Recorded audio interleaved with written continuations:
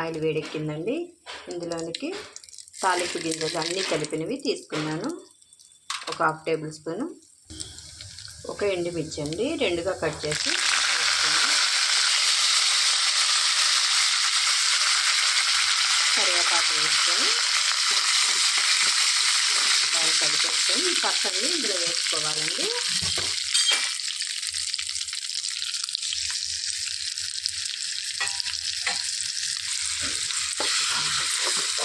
మొత్తం కలిపేసుకోవాలి.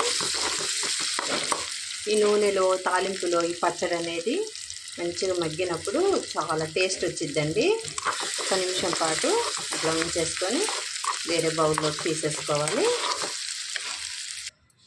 రెడీ అయిపోయిందండి మెంతికూర పచ్చడి. వేడి వేడి అన్నంలోనికి చక్కగా ఒక ఉల్లిపాయ ఒకటి కట్ చేసుకొని మంచిగా